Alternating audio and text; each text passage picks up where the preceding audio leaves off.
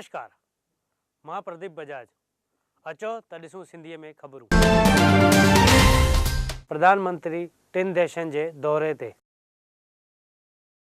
अॼु खां प्रधानमंत्री श्री नरेंद्र मोदी 3 देशनि जे दौरे ते रवाना। प्रधानमंत्री रवांडा, युगांडा ऐं ॾखण अफ्रीका जे दौरे ते वियो आहे ऐं उते ब्रिक्स सम्मेलन में बि हिसो वठंदो। रवांडा देश में अॼु ताईं भारत जो को बि प्रधानमंत्री कोन वियो आहे।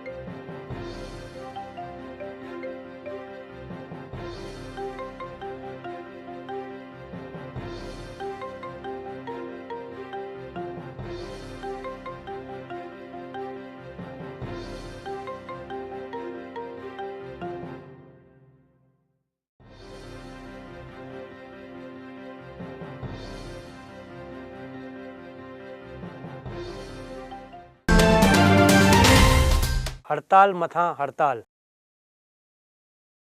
राज्य भर में हिक पासे ट्रक मालिकनि जी हड़ताल, ॿिए पासे सफ़ाई कर्मचारियुनि जी हड़ताल ऐं हाणे CNG गैस पंप मालिक पिणु हड़ताल ते लथा आहिनि। सरकार जे कंपनी गुजरात गैस खां बि पंप मालिक नाराज़ आहिनि। पंप मालिक कमीशन वधाइण सां गॾु ॿिए केतिरा ई ख़ासि मुद्दा खंया आहिनि।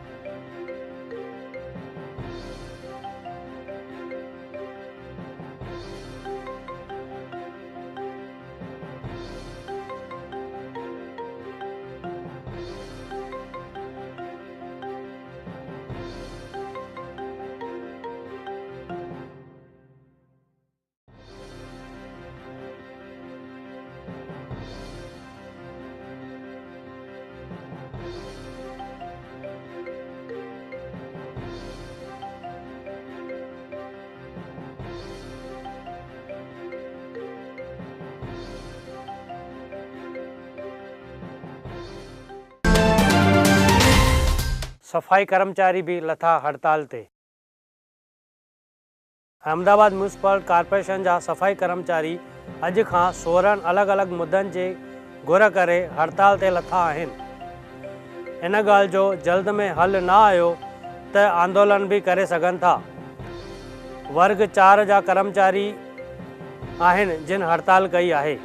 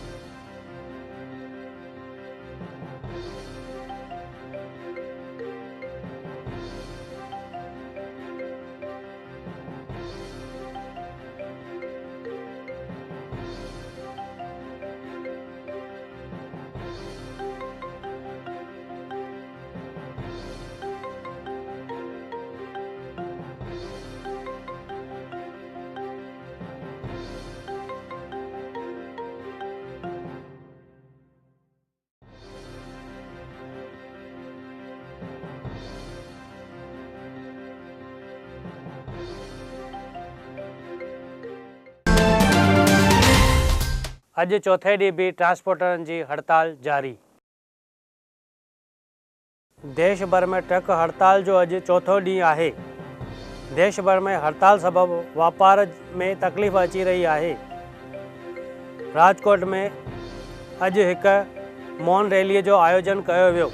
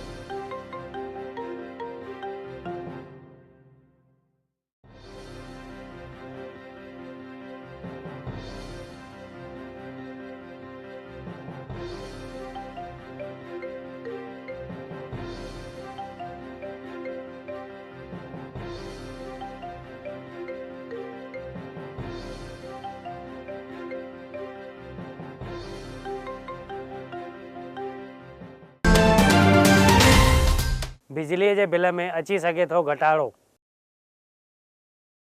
1 अप्रैल 2019 खां नई टैरिफ ईंदी, जंहिं जे करे बिजलीअ जे बिलनि में राहत मिली सघे थी। बिजली चोरीअ में 15% ताईं घटाइण जी कोशिश कई वेंदी।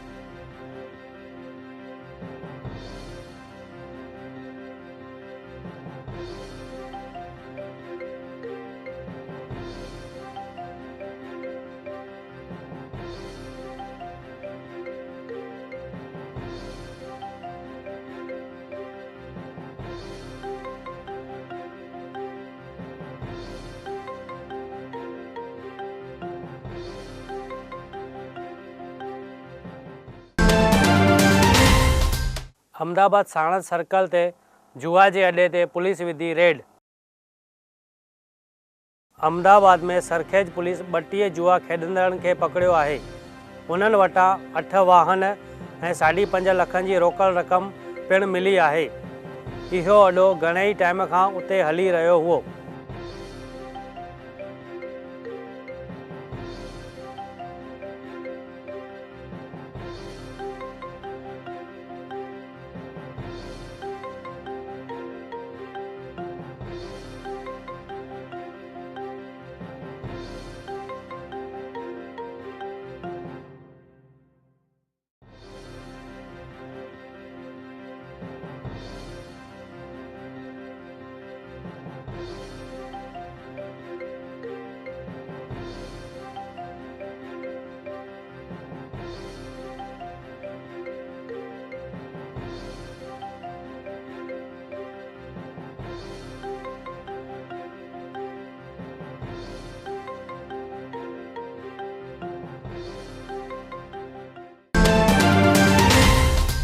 सूरत में खॾनि सबबि माण्हू परेशान। सूरत में बरसाति सबबि रस्तनि जी हालत ख़स्ता थी वई आहे। सूरत जे सहारा दरवाजे खां पूना पाटिया जो रस्तो बिल्कुलु ख़राब थी वियो आहे। हिते माण्हुनि खे ट्रैफिक जाम जो सामनो करणो पवे थो। हाईवे खां सूरत ईंदड़ रोड जी बि हालत ख़राब आहे। माण्हुनि जो चवणु आहे त छा सरकार निंड में आहे।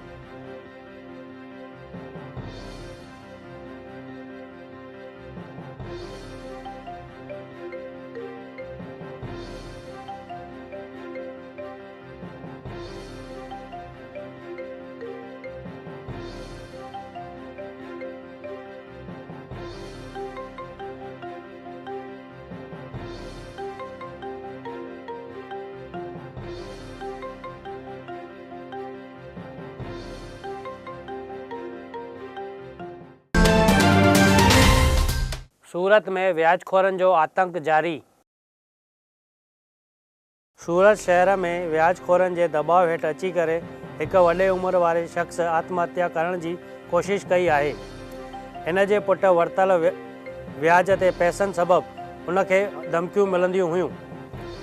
परिवार द्वारा पुलिस कमिश्नर खे फ़रियाद कई वई आहे।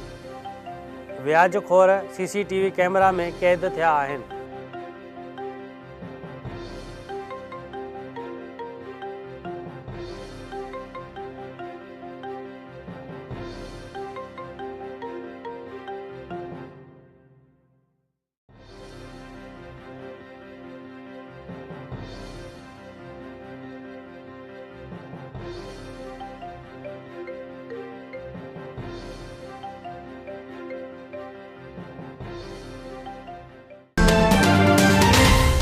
अहमदाबाद में सिंधी समाज गुजरात संस्था द्वारा रखी वई हिकु गॾिजाणी।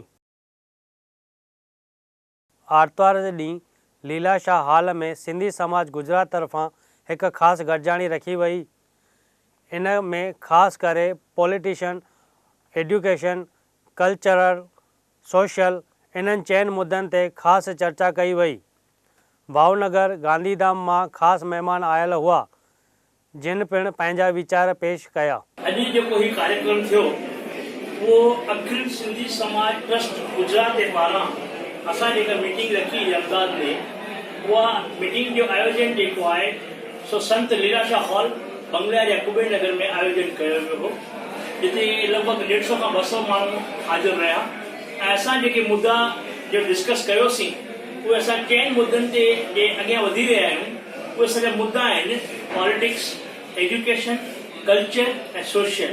ये चइनि मुद्दनि ते असां जेको सिंधियुनि खे हिकु यकमुश्त करे रहिया आहियूं त असां सभु सिंधी गॾिजी करे हिकु बैनर हेठां अचूं। दादा, इन बारे में तव्हां छा था चवणु चाहियो?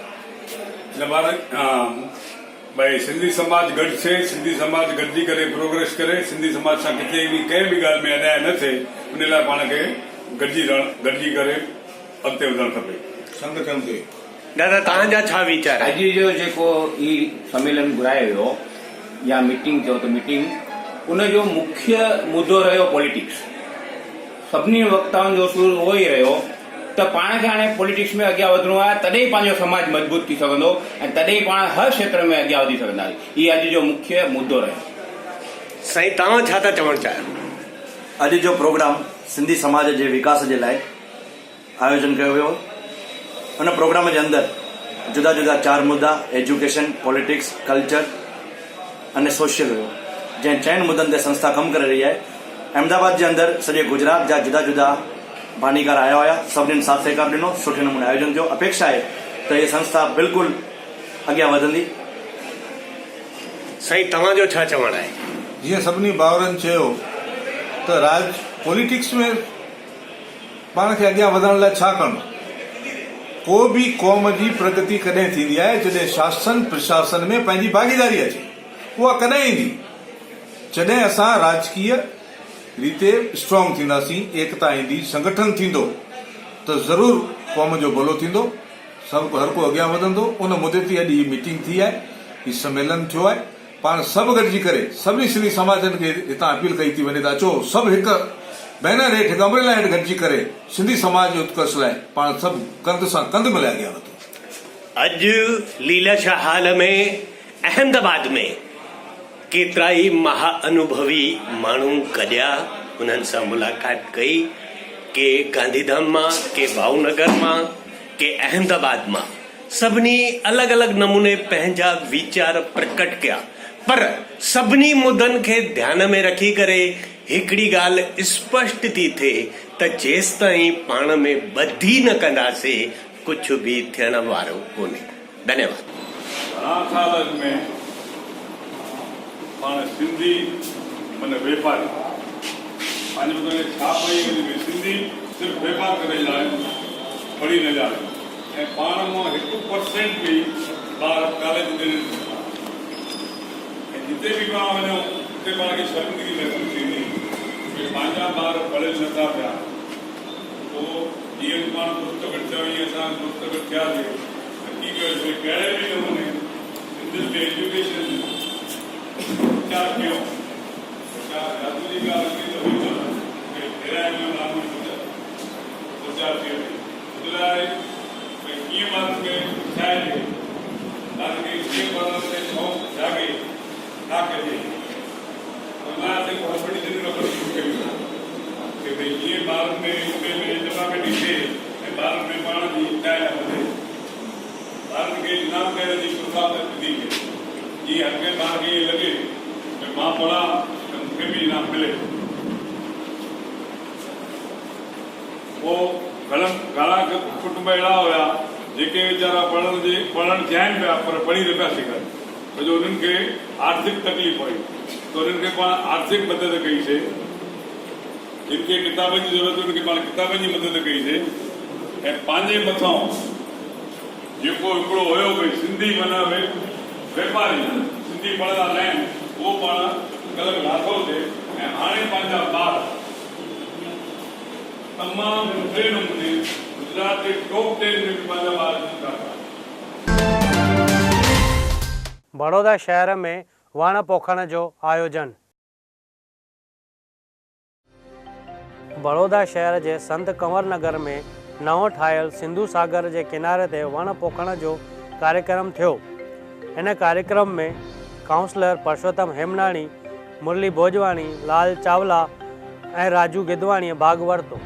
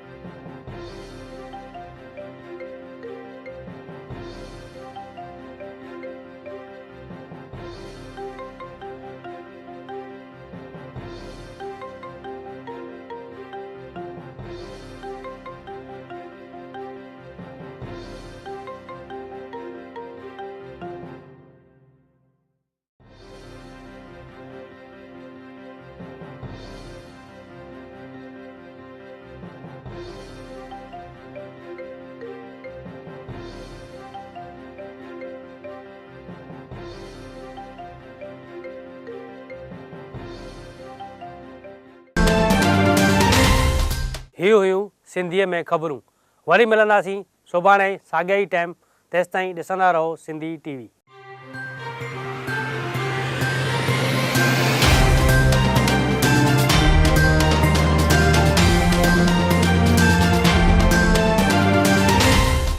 तोखे ख़बर अथई कहिड़ी?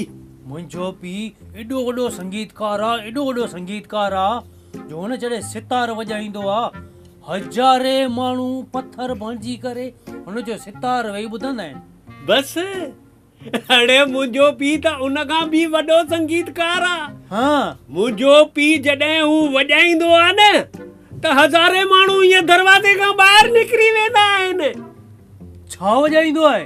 अड़े मुंहिंजो पीउ राति जो 12 बजे जॾहिं मिल जो भोपू वॼाईंदो आहे। यार हिकिड़ी ॻाल्हि ॿुधाए। ॿुधाए तोखे ख़बर आहे मां जॾहिं नंढो हुउमि तॾहिं खुॾ तां हेठि किरी पियो हुउमि। खुॾ तां किरी पए पोइ बचे या मरी वए?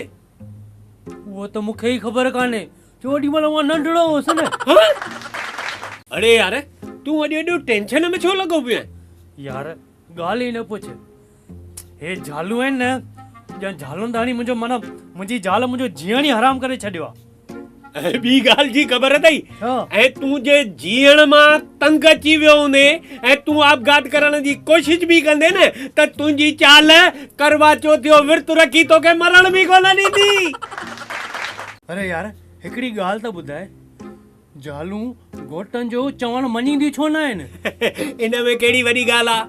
कंहिं बि घोट जो काई बि ज़ाल चवणु कोन मञींदी आहे। छो? पर इन जो कोई इलाज त हूंदो न? आहे न। जॾहिं ॻाल्हि में कुझु न हुजे ऐं ज़ाल ॻाल्हाइण शुरू करे न त पंहिंजा कन बंदि करे छॾजनि। अरे यार, हिकिड़ी ॻाल्हि त ॿुधाए, इहो शादी छा आहे? शादी माना आहे कुझु समझोतो आहे। समझोतो? उहो वरी कहिड़ो? समझोतो ईअं त छोकिरी जॾहिं शादी करे ईंदी आहे त माउ पीउ खे छॾे करे उन्हनि सां समझोतो करे ईंदी आहे ऐं शादीअ खां पोइ घोट हमेशह लाइ चुप रहे, घोट खे ज़ाल सां समझोतो करणो पवंदो आहे।